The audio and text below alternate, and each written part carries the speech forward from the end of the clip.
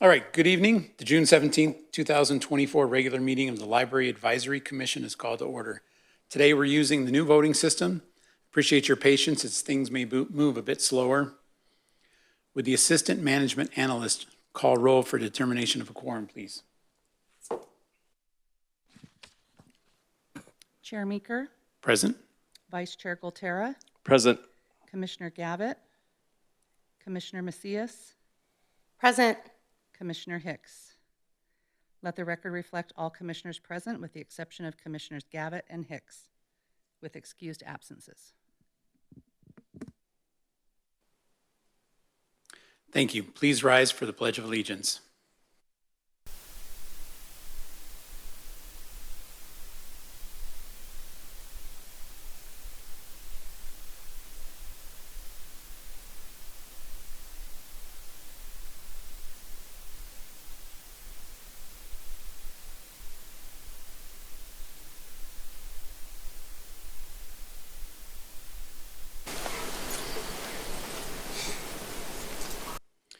Okay, let's move on to the approval of agenda. First, commissioners, are there any changes to the agenda? No? Okay. Hearing none. May I call for a motion and a second, please? Motion to approve the agenda as is. Second. Okay, thank you. We have a motion and a second. Please vote. Motion carries unanimously, 3-0. Thank you. Let's move on to the administrative update. Library Manager Rosellis, are there any updates? Good evening, Chair, Vice Chair, and Commissioner. We do have some updates for you. First off, I would like to start off by welcoming Brian Crawford, Senior Program Manager for the Community Services Department, to give an update on our library expansion project. Thank you, Melvin. Appreciate it. Members of the Commission, I was here last time in February giving you an update of our progress. Do we have a PowerPoint?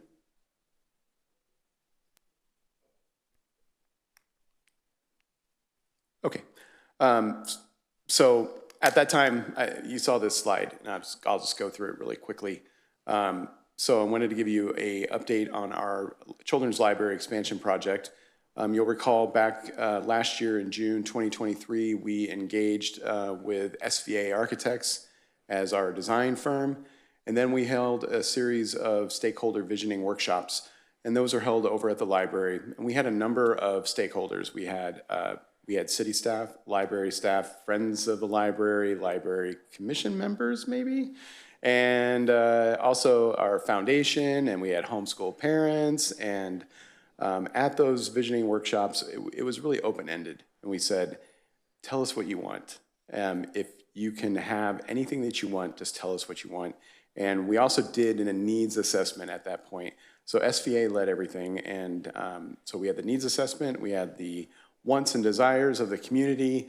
And out of that meeting came roughly a 6,500 square foot expansion with a large outdoor area. Nobody really knew at that point in time, what's that going to cost us?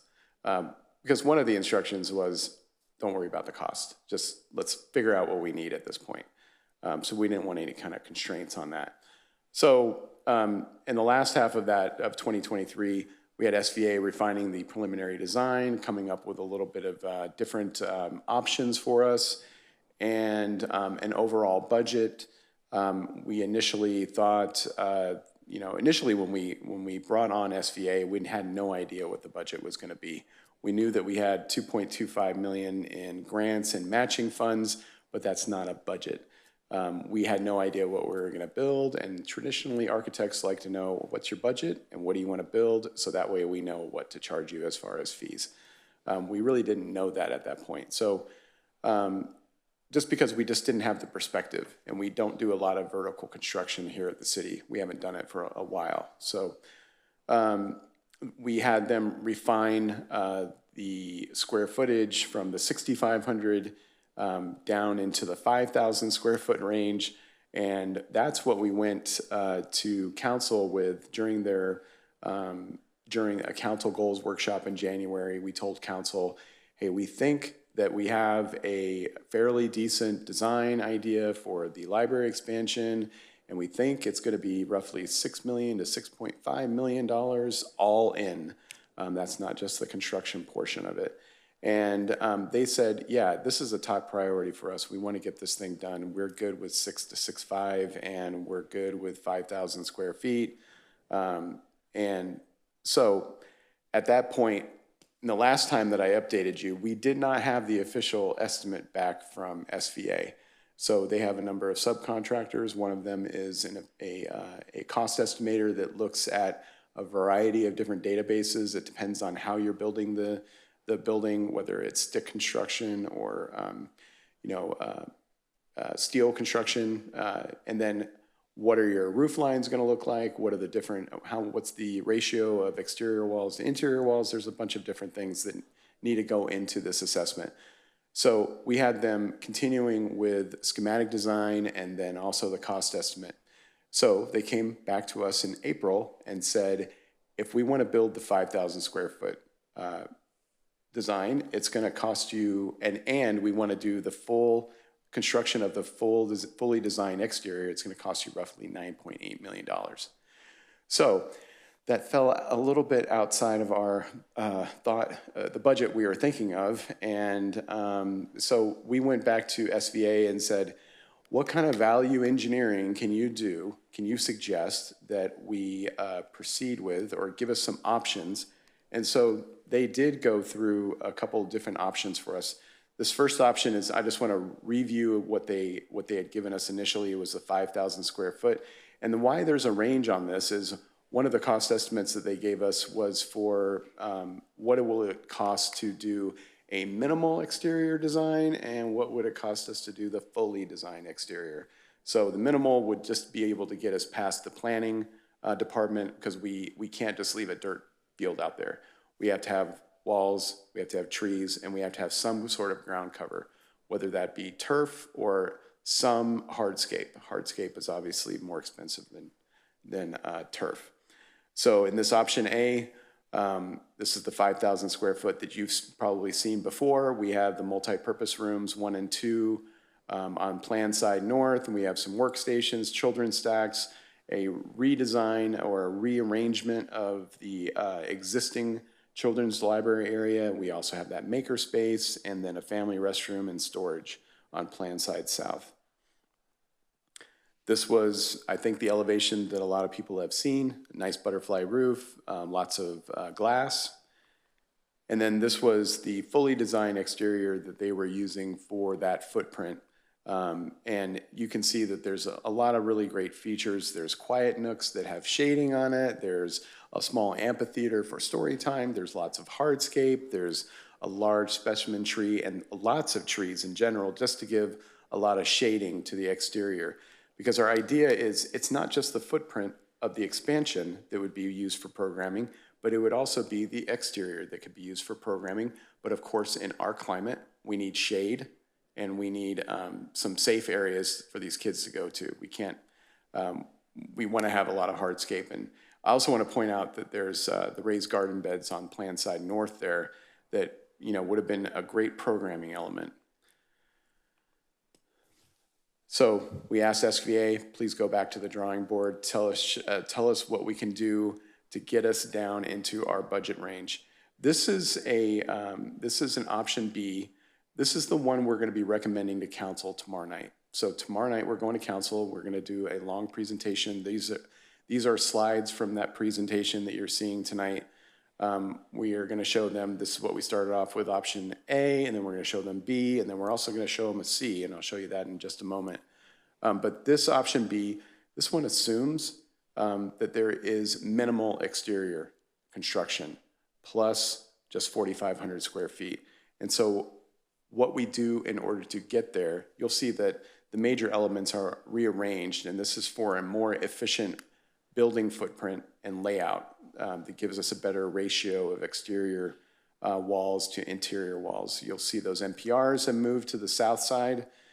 Children's stacks remain pretty much intact. So do our workstations for our staff. It's really important that they be in that area for programming needs, preparing programming, making sure, and for security purposes, and to be able to help the children in those areas.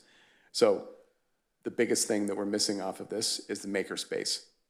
And so the makerspace went away with that. So it's roughly 250, 300 square feet. Another value engineering that they put into this was a more traditional roof line. That does not mean it's going to be boring. So we get rid of the butterfly roof and we go with a more traditional flat roof. But the SVA really promises they can do something on the interior. It's going to be really architecturally interesting, and not just your typical drop-down ceiling. So I would leave it up to their imagination to bring us something really great for that. So this is the option that we are going to show to council and recommend. This is coming at roughly $7.05 million. So there's a little bit of a gap between what they had said that they were good with. I'll be honest with you, is kind of, we're good with it, let's move on to the next thing. So I think that maybe when we come back with a little more hard numbers, when we see what the reality is, and we show them what the cost estimate was and how detailed it was, I think they'll be really receptive to this option. So this is an elevation of the option B. You can see the heritage tree there as a faded element, and then also the columns coming off of the expanded roof lines. And then I'll show you option C. Option C, what we told them, SVA, was we need to come up with something that's going to be in the price range that council did approve, and this is for interior and exterior construction, all in budget. So with this one, we didn't move around the building, major elements of the building just yet. This was just mainly for a space analysis. So you can see that the workstations that for staff, we've removed about 150 square feet from those spaces, and then we've also removed an additional 150 square feet off of the children's stacks. But you can see most everything else is left intact. And then also continue with the removal of the makerspace. So one of the important elements that we're going to tell council tomorrow night is we realize there is a gap between the $6.5 million that they approved previously or agreed to previously, and then the $7 million price tag that we have now. And one of the things that we're going to let them know is we're going to go on a really rigorous fundraising campaign using the Friends of the Library, the Murrieta Library Foundation. We're also, as a staff, going to approach some large money donors individually. There's going to be a number, I think there's going to be at least a few events where we invite folks that have previously donated to the city for worthy causes. So our fundraising goal is at least $550,000. So we want to make sure that that anything that we get in excess of $550,000 is going to be well used, because we do need additional funds for the exterior, because we want to build the fully designed exterior that's going to expand our programming space. We don't want to go back as a phase 2. We would rather get it done now. So what we're going to ask is that those donations be committed by February of 2025. That's going to be around the time that we're going to be going out to bid for the project. So we'll have construction documents done, bid documents will be done. We'll have a full bid package, and then we'll send that out to bid. And before we do that, we're going to go back to council, just get a confirmation of this is what we're doing. Everybody's on the same page. We're about to go out to bid. And then once we are done with bidding, we're going to come back to you with a construction contract that you'll approve at that point in time. Now, keep in mind, all the numbers that we're throwing around right now are estimates. We don't know the answer to the question until we ask the question, and that question is done at bidding. So anything can happen between now and then. And the dollars that we're representing in these cost estimates and analysis, those are bid day dollars, not today's dollars. So we put an escalator in there of roughly 8%. So when we go and ask the question, what we're hoping for is that we're going to get some really favorable bids that, of course, part of the all-in budget is we do have construction contingency that we have to put into the all-in budget. And if we don't run into any issues, that's funding that's potentially available to do the exterior. Plus potential of just getting lower bids, that might open up some space for us. But the opposite is true as well. It could be a real tight bid. They could, the numbers could not look very good on bid day. But we're hoping that the construction industry and the market is slowing down and getting a little bit more rational, would be a good word probably.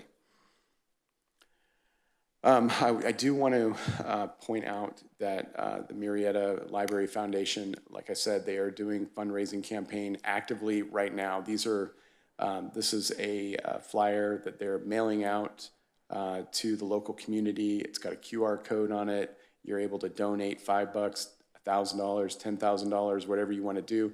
Melvin and Brian Ambrose, our Director of Community Services, is working with the foundation and the Friends to come up with varying levels of donations that if, say, for example, you give $25,000 or whatever the level would be, then you would have your family name on, say, one of the stacks or something like that, contributed by whatever family that may be.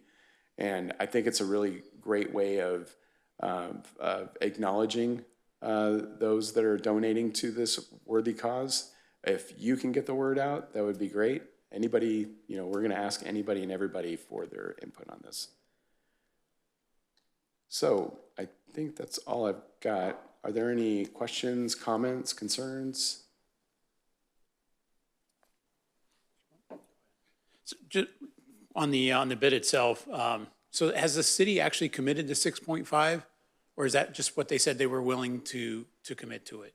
We are going to commit tomorrow. So tomorrow night is a for the past year we've been doing design and we've been talking ethereal numbers and all that. Tomorrow night is a really important milestone. We're going to council. We're saying, look, we think it's going to be $7 million, and while this is the project cost, here's our funding. This is how we can get to 6.5 million, and then the additional 550,000. Gotcha. So we are going to be putting it into concrete tomorrow, because there is a time crunch here. So we have those grant funds, and those grant funds need to be expended by March of 2026. So we've been doing a lot of, in the past 6 to 8 months, we've been doing a lot of back and forth, determining what the budget's going to be, what the design footprint is going to be. We can't do that anymore. We need to get an understanding of what our design is going to be, what our budget and what funding is going to be, so we can put it into turbo in the next 6 months to 8 months and get this design documents done and go out to bid. Because we need to really start construction July, August of 2025 in order to make our targets. Those grant funds, it's not something that we're going to be spending the entire project. We're going to front load all those grants into the front of the project, because it can't be used for anything exterior and it can't be used for furnishings. So it has to be used for the actual building itself, which is what we're going to be doing first. So, yeah. Okay. And my last question is, sorry, one more. Is the exterior also included in option B? Just the minimal exterior. So walls, some trees, turf. Gotcha. Okay. So if council could say tomorrow, hey, we really want to do that exterior, somebody needs to come up with some more money. Anything can happen tomorrow. But our recommendation is going to be option B, minimal exterior. If we raise more funds or if our bids come in favorably, then that's something that we can look at. You do remind me of a really great point, is that when we do the design and go out to bid for exterior elements, we're going to have layers that we can put on top of each other. So when we do bids, we do what's called add alternatives. So we can get the pricing for something and we may not actually proceed with that item. So it won't be included in our base bid that we are gonna construct. We would have probably 2 to 3 layers that we can do on the exterior. Each would be increasingly more expensive until you go from minimal, then you add 1 or 2 layers, and then you get to your final construction of your exterior the way you planned it. So if the bids come in favorably, it might be something that we can entertain. Yeah. Thank you. So you have nothing really, you don't know to this point, what the council's going to say. Planning Commission, we don't know. I think they're going to be pretty receptive to option B. Okay. But Okay, that's good. I don't know what they're going to say. And I get that. I saw that maker space go away, and I understand the need for a maker space given the way the economy's going, the way the job market's going. The idea of making something for a lot of these kids coming through is big. I don't see as many kids, like I'll go to numerous libraries, and I don't see kids going in and just using a space to read or do the traditional library kinds of things. When we have a college workshop or or make it take it, if you will, kind of a workshop, they show up for those kind of things. And I see the need for that maker's workshop. And I was looking at the plans A, B, and C. A and C look very similar, but when you get to B, everything kind of flip flops. Like the multi-purpose rooms go to the opposite side of what was the pattern? It's for efficiency purposes. So let me go back to there. It's not just for efficiency. There is actually a practical reason. Okay. So you can see in option A, so this red line at the top, that's a fault line. Oh, yeah. So we can't build on the fault line. We could put exterior elements on the fault line, but we can't build a building on it.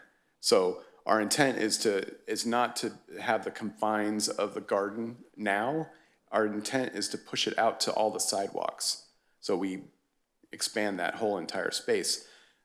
So you'll see that that option B, the reason you'll see that the building or the new addition is angled just exactly the same as the old building, because now we don't have to deal with those NPR rooms pushing up against that fault line.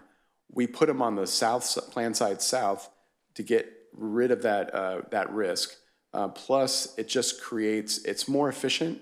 The building for this layout is more efficient than the other layout. It has to do with the ratio of exterior walls to interior walls and just the way that this thing will be angled comparatively to the existing footprint. Okay. I'll never quite understand that part, but the other question I have, since we're taking that space away, how easy would it be for the NPR spaces or that multi-purpose room space to be converted or used as an NPR? Because I do see a covered patio nearby. What I don't see is those utility rooms / storage that you would normally feed into a maker space if you needed to move supplies or just coming from the school realm of things. It's easier to supply things very quickly and efficiently. So we think the maker space is really important as well. My son goes to a STEAM academy. They have maker spaces. That's exactly what I was thinking and about. he loves it. He loves building things. So yes, this is an important element to this library.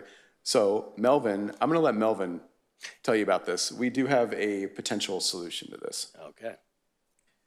Sure. So the alternative that we are currently exploring, if we most likely don't get the makerspace in the expansion, is we do have the current lab. So if you're not familiar with it, it's that kind of fishbowl-looking room where the computer lab used to be. So currently we use that sometimes as a mobile makerspace where we'll roll in some equipment for a certain type of program. However, we're not using it as a permanent makerspace because of space constraints, right? Because the only programming space we have currently is the current community room, and that's used for children's story times, teens, tweens, adults, and outside programming. So once we have the expansion, we anticipate that all children's programming obviously goes into the new beautiful NPR rooms that you see in the plan, which will free up the community room for the teen and adult programs, which will then free up the lab for future purposes, like a potential makerspace. So we do have a potential solution that we think is very viable moving towards providing a permanent makerspace. And just somebody had a thought the other day, I think it might have been today, that makerspace doesn't necessarily just have to be for kids. It could be for adults as well. So that the location of that computer lab kind of straddles both sides, so it's available to both sides. So I think it would be a really great solution. We're not going to use it for a computer lab at this point. I would think it'd be a really great solution for this. Right. And I think those maker spaces a lot, like our special needs population that we do have here in Murrieta, quite largely and growing, they would be able to use those spaces much more than we would like our normal, like our typical education students would use on a regular basis. So our special needs population would use that Good point. quite liberally. Yeah. I actually had a question, and it's kind of about options moving forward, given the fact that option B is going to be largely considered tomorrow, hopefully. And I was wondering about plans to grow, because considering the projected influx in the community in the coming years, how might this space be able to grow with that community and be able to adjust? And something that Melvin and I had been kind of discussing couple weeks ago, we were talking about the considerations of our supports needs, families, and community members, students, et cetera. And hopefully one of the great things that we're going to be able to include here is a sensory space and have different attractions that will not just accommodate supports needs people, but will obviously be able to be used by everybody. How might that find a place, like in option B? Like, what are the options to grow? Yeah, absolutely. That's an excellent question. Thank you, Commissioner Macias. So I think it'd be the same for any of the plans, right? Because the plans, the only thing that changes quite literally is the square footage and the maker space. So the difference between, let's say, B and C is the children's stacks just shrinks a little bit, right? And so the space is going to be a flexible space, right? Obviously, we haven't gotten into the interior design, but we will definitely take those elements into consideration. And just because the space is named children's stacks doesn't mean it's just book stacks and book stacks and book stacks, right? We want to make this a space that evolves with the needs of our community and can actually accommodate all kinds of people, right? And welcome them into the space, and we can shift the space as needed. So we'll definitely take those into consideration as we design the interior, but I think the focus here was just to get the exterior set, and then once we get the exterior set, then we can explore those elements moving forward. But yes, that will definitely be taken into consideration whether council selects A, B, or C, right? You had also mentioned growth. So the reality is that this campus can only grow so big. And our community is going to grow probably to 150, 160,000 people. There has to be another solution, whether that be a satellite library at another location in the city, or partnering with the county. I know that the county operates several libraries on our periphery of the city. I don't really know what that looks like, but the reality is at this point, we don't have any immediate plans beyond this to be able to expand the footprint of the library. There's only so much that we can do. So, yeah. Yeah, and just to add to this, so this would be the full build out of the current library, right? In its current footprint, obviously, like as Brian was mentioning, we can't expand it any further than what we are doing in this current project. But we have been thinking about ways to bring library services to other portions of our city, right? So one of them would be a mobile programming vehicle of some sort, you know, whether that be a mobile makerspace, mobile library services, on some sort of vehicle, you know. Not necessarily a traditional bookmobile, but something that is flexible with the needs of today's community. Another one was a satellite location, potentially on the other side of town. Maybe we rent a space and provide library services in that fashion, because obviously building a whole new building is going to be way too expensive. So that probably is not in the works. But we are also thinking about book lockers. So like Amazon-style book lockers where you can place holds and pick them up 24/7 at the locations off-site, and also maybe potentially on the outside of the library as well. So those projects are currently being considered, but obviously right now unfunded. Right. A lot of the, Melvin, what's our outreach to the public schools? I know I asked this, I think it was the beginning of last year.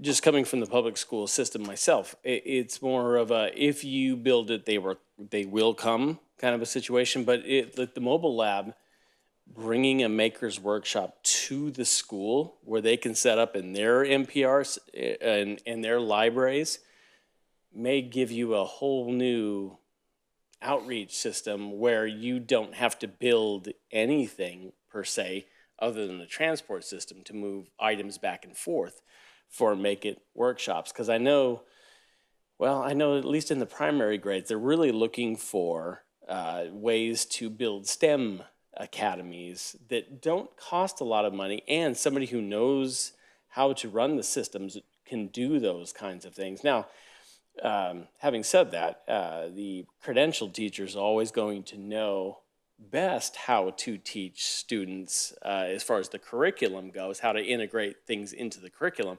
But there may be those things that we miss a lot of times, like we miss fine arts, we miss music, we miss art, we miss, making clay, anything, like those things that we had to toss out in the area, in the venue of No Child Left Behind, and just getting to the meat, like the reading, writing, and math parts of education. We had to toss a lot of things aside in order to meet the governor's types of goals that he had for public education. But if we can somehow sneak those back into the system somehow, be it the public education or the public library, I'm all for it. I understand how big those, like music and just speech and debate, all those things that we missed through the years, they're gravely missing, and the colleges are missing them too. They're like, what happened to speech and debate? How come these kids can't, anyway, I don't want to go too far down this path, but just having the opportunity to do these things, not just at a library, but even on their own campuses, if we could be mobile, just something for consideration. We don't need technically a maker's workshop, but just the ability to do it. If we had cabinets in one of the MPRs that had all those types of materials on hand, it would make a huge difference for these kids. I admit those are my people, our youth of here in Murrieta, so I look after them. So just having those things available to them is very important to me. Right, absolutely. I appreciate those comments, and we'll definitely take that into consideration as we continue to move forward. And the great thing about the expansion is once it starts building, right, a lot of the footprint will be taken away temporarily, which means the staff will be able to go out to the schools and do more outreach. So I think that would be something perfect to do while the building is being constructed. And once it's constructed, then the word will be out that it's ready and we have all these tools available for the students. Kind of silver lining. Yeah, exactly.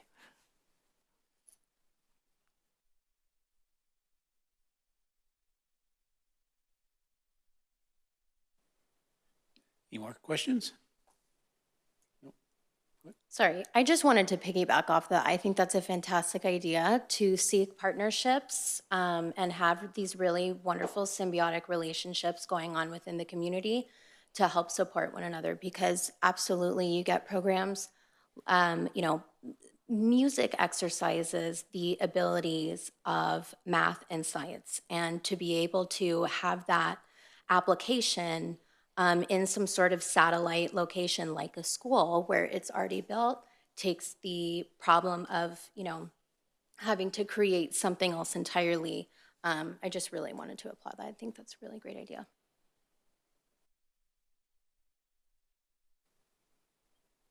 Great, okay.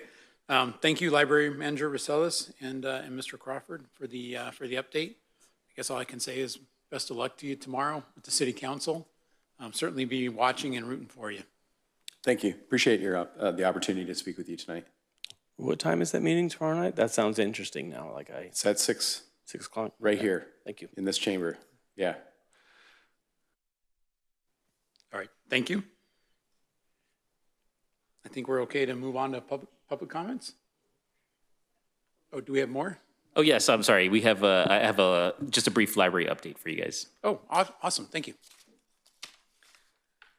So our summer reading challenge has begun. It began on June 1st and will continue to run through July 27th. And this program is free and open to all ages. And basically, you win weekly prizes for reading throughout the summer. And so there's a whole slew of programs going on, so you could check the website for more information, but a few statistics I'd just like to share with you. But as June 11th, we had 1,502 people registered. Majority of those obviously are children, and that kind of echoes the need for the expansion, with 67% of them children, and then 16% teens, and then 16% adults. And so a number of books that have been pledged so far to be read is over 16,000, so we're excited about that. Another update I have for you is several of our staff will be attending the American Library Association Annual Conference in San Diego. This takes place on June 27th to July 2nd. We're happy to announce that we have 3 of our staff members giving presentations at this conference. And that goes to show the amazing work that our staff does here. One of them is Rita Agnes, our Adult Services Supervising Librarian. She is presenting Library for All, programming ideas for adults with disabilities on a $0 budget. So I think that's gonna be a popular one. And she's the one that was the person who started Library for All for our library here. And so now we've expanded it to all ages. So we're happy that she's able to get her ideas out there in the library world. Second presentation will be by Catherine Miller, Library Specialist, and she is going to be presenting Planting the Future, Promoting Biodiversity in Your Community. And so Catherine Miller is the project manager for our sustainable butterfly garden that you see out there on next to Town Square Park, and also the seed library. So if you enter our library, just to the right as you enter in the lobby, there is this beautiful area. I can't remember what it's called. I want to say drawers, but I know that's not the right term. But it's beautiful, and there's California native seeds in there. So she's going to be presenting on that, and then the other presenter will be Ashley Begay, and she's going to present on ACEs, which are Adverse Childhood Experiences, and Somatic Healing for Resilient Communities. And Ashley has led several meditation classes, sound bath programs, just a lot of things that help with mental health. So we're excited about that as well. And last but not least, I wanted to highlight, ALA, the American Library Association, puts out a magazine every month, and so this month is the June issue. And Catherine's program was highlighted in this issue, so we're real happy about that, and it was promoted as a timely topic. So just proud of the work that our staff is doing. The library have been granted the Empowering Access project through the California State Library. This provides for an ADA privacy booth to be installed inside of the library, and we're going to be installing that on the adult side next to the Heritage Room. That's scheduled to be installed maybe sometime in late July. And we also were provided 10 solar charging kits to be added to our Library of Things collection. And so I brought a sample here for you. Basically, it is solar panels, as you can see. And on the other side, you can put your tablet or whatever device, and you can charge it with a USB or it looks like a USB-C, a few different outlets right here. So yeah, you go all green and charge your devices when you go out there camping with this right here. So it's available for checkout in our Library of Things collection. And we got 10 of them. Lunch at the Library update. As you may have recalled, the library was awarded $11,700 by the California State Library to conduct library programs and activities at the Murrieta Valley Unified School District summer meal site, just right across the street at Murrieta Elementary. So right now that program is going on. They basically provide free healthy lunches to children ages 0 to 18 throughout the summer. And that runs Monday through Friday, 11 to 12 p.m. From June 10th to July 26th, except for July 4th and Juneteenth coming up. The library has also submitted an application for the California State Library's annual Zip Books program. So if you could recall, this is the program that allows patrons to request books that are not in the collection. It gets purchased and sent to the patron's home, and when they're done, they return it and it gets added to the library. So this year we're applying for $34,000. So fingers crossed, and we get the full funding. And last time I mentioned that we had the In and Out Cover to Cover program, a reading incentive program that happens typically in the spring around March. And so that ran for 6 weeks, and I have some statistics to share with you. We had 453 participants and distributed 1,224 gift cards. And so basically every time they read 5 books, 15 books actually, or no, 5 books, each 5 books got a little gift certificate to In and Out. And last but not least are some staffing updates. Our adult services, Laura Davis, librarian 2, Laura Davis, she has retired, and her last day was on June 13th after an illustrious 17-year career. So we wish her well. And so now we are currently doing a recruitment for a librarian 1/2. And so we're reformatting a bit, and this librarian will be in charge of teen services. And we currently are in the hiring process for 2 part-time library page circulation services positions.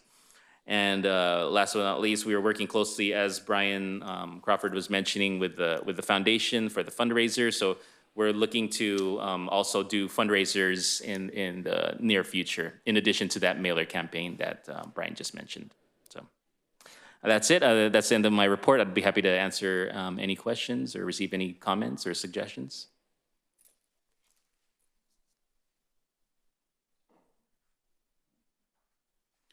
No, looks like no questions. Great update, which means that was a great update. Yeah. Okay. Thank you. Thank you. A lot going on. You guys are certainly busy. Yes, it is quite a busy time, especially during the summer. Yeah, right? And then with a retirement as well, doesn't help. So. No. Okay, no, great. Thank you very much.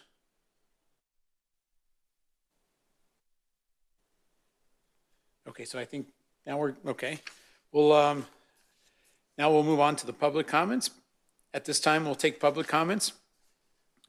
Any person may address the Library Advisory Commission on any subject pertaining to city business which does not relate to any item listed on the agenda. Normally, no action may be considered or taken by the Library Advisory Commission on any matter not listed on the agenda, and speakers are limited to 3 minutes. Madam Assistant Management Analyst, do we have any non-agenda public comments? Thank you, Chair. We do not have any non-agenda public comments. Okay, thank you. Let's move on to the consent calendar. Approval of items 1 and 2. All matters listed on the consent calendar are to be considered routine by the governing body and will be enacted by one motion in the form listed. There will be no discussion of these items unless, before the governing body votes on the motion to adopt, specific items are removed from the consent calendar for separate motions. May I call for a motion and a second, please?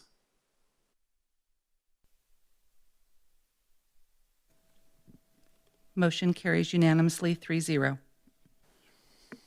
Thank you. We'll go ahead and move on to the commission member announcements, if any. We'll start with Vice Chair Gotara.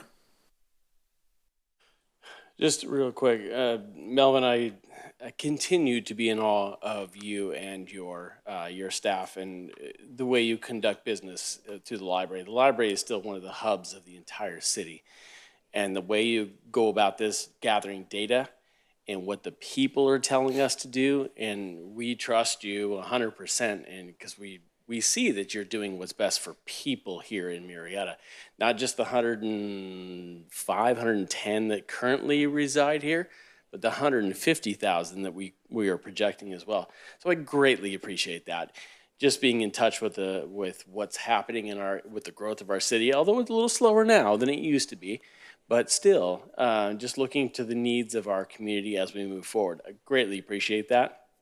My thoughts and prayers with you as long as you go through to option B, maybe even option A, just a thought.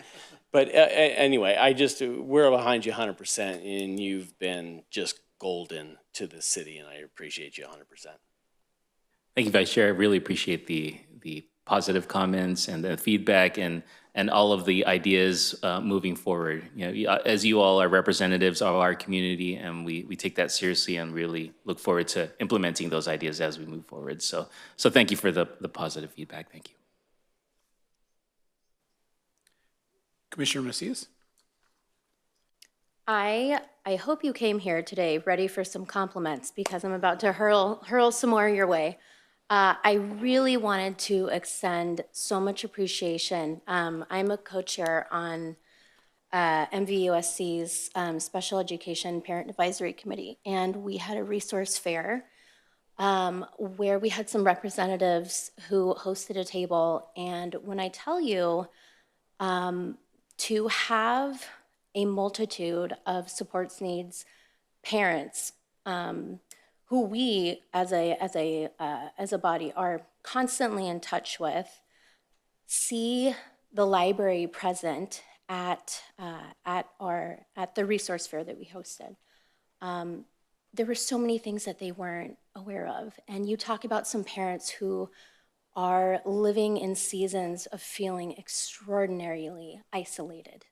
And I mean, just to applaud the plethora of things that the library has available just to begin with, and then throwing in Library for All, and now the introductory of Library for All Junior was just really, it was such an honor to have you all present there. And it really spoke to our parents and students who were there at the resource fair and at the Dia de los Niños for the LPAC, Latino Parent Advisory Committee. So just really proud to be part of this body and to be at all associated with the incredible work that you guys are doing. So bravo.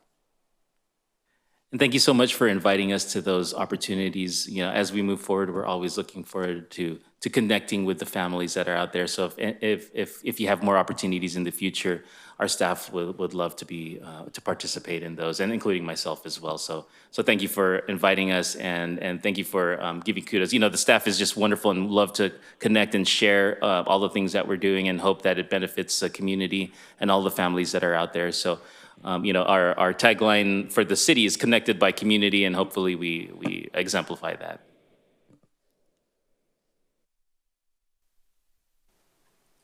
And there's genuinely nothing I can add to that, to what my two fellow commissioners have said. So thank you for everything you've done. Thank you. And I think with that, we can move to adjournment. I think with no further business, this meeting is now adjourned. Thank you.